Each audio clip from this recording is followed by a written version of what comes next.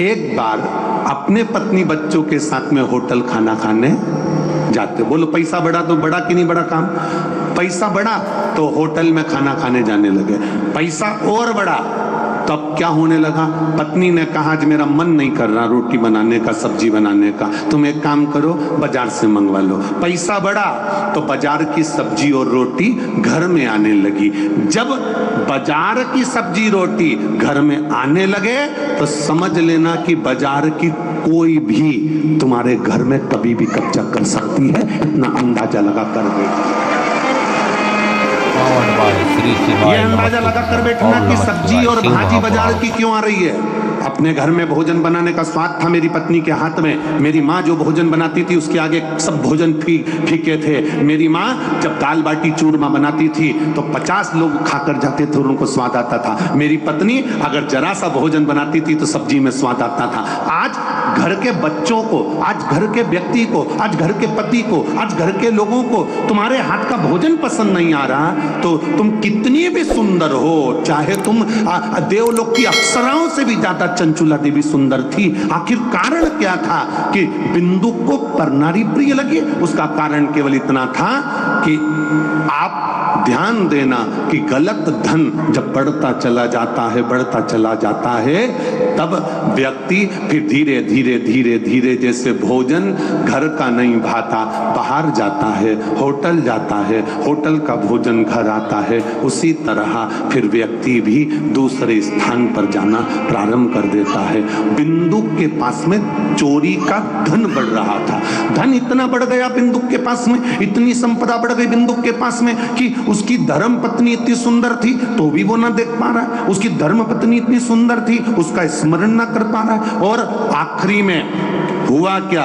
एक जिस नारी के चक्कर में बिंदु पड़ा,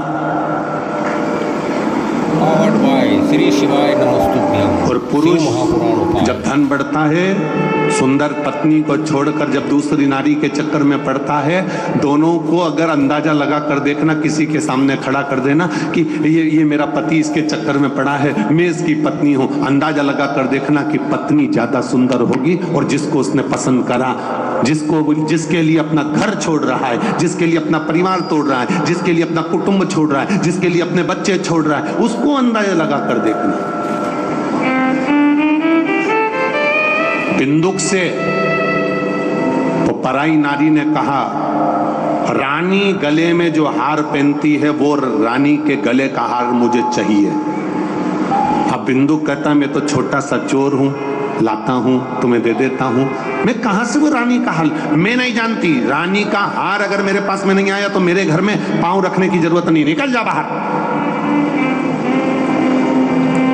पत्नी कभी अपने पति से डिमांड नहीं करती कि मुझे 50,000 का ही मोबाइल ला कर देना, 1 लाख का मोबाइल ला कर देना, बस इतना कहती है जी मेरे पास मोबाइल नहीं है, तुम ला दोगे? और पति 5,000, 10,000, 15,000, 20,000 का मोबाइल भी ला कर देता है तो पत्नी खुश हो जाती है। पर पराई स्त्री तुम पर दबाव बनाकर कहती है मुझे इतने का ला कर देना वरना मेरे यहाँ पांव रखने की जरूरत नहीं है, और तो भी तुम गुलाम की तरह चले जाते हो, तो भी गुलाम की तरह चले जाते हो। और गया बिंदु जिस राजा के घर में कभी नहीं जा पाया था, बिंदु उस रानी के कक्ष में पहुंच गया और रानी के कक्ष में जाकर उसके गले का हार चुरा कर लेकर आ गया।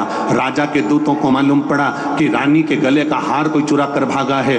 दूत पीछे भागने लगे, राजा के गुप्तचर पीछे भागने लगे। बिंदु भागते भागते भागते भागते एक पराई स्त्री के भला करने के लिए अपने बच्चों को छोड़ा, अपनी पत्नी को छोड़ा, अपने कुल को छोड़ा और पराई स्त्री के लिए धन इकट्ठा करने के लिए, पराई स्त्री को देने के लिए बिंदुक इतना इतना चोरी और अन्य कार्य करने लगा कि बिंदुक पानी में कहीं से कूद गया, मर गया, प्रेत योनि में पड़ गया। उसके प्रेत योनि में पड़ने पर वो पराई स्त्री ने एक बार भी ना तो पूजन करी, ना पाठ करी, ना अर्चना करी, ना पिंडदान करा, ना तर्पण तर्पण करा।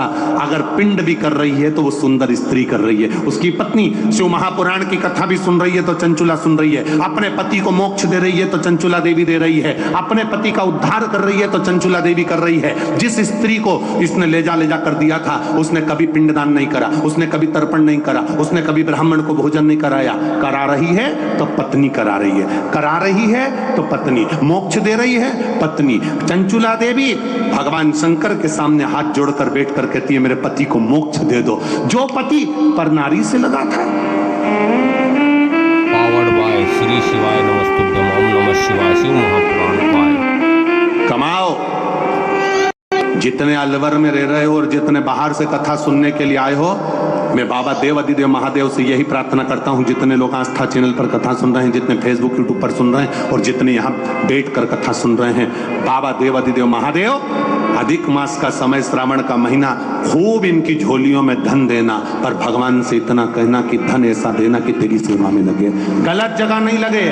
वो धन गलत जगह नहीं जाना चाहिए, वो संपदा गलत स्थान पर नहीं जाना चाहिए। सही जगह पर सही पूंजी अगर पहुंच जाती है तो जीवन की सार्थकता हो जाती है।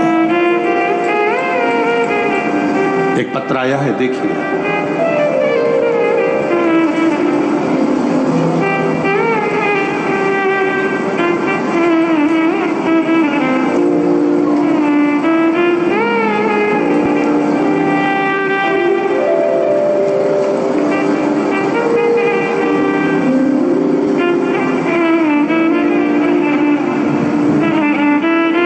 नरेंद्र कुमार शर्मा, तिवाड़ी कपिता देवी, मुंडावर, अलवर, राजस्थान। कहीं बैठे हैं? आप ही हैं? दोनों हाथ हिला दो ऐसा एक बार जी।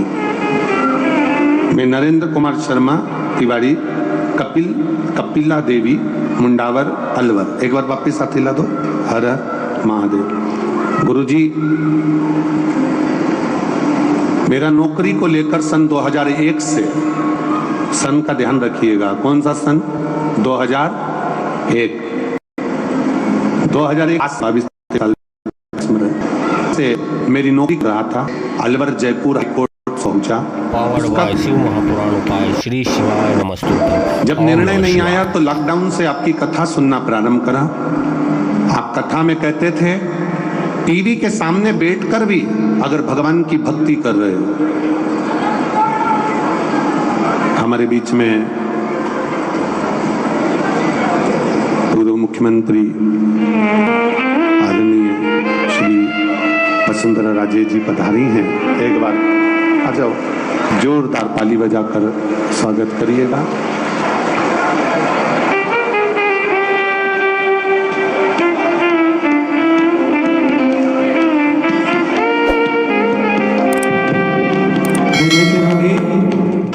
आज हमारे बीच में पूर्व मुख्यमंत्री आदरणीय वसुंधरा राजे जी सिंधिया हमारे बीच में पधारी है। एक बार जोरदार ताली बजाकर स्वागत करें।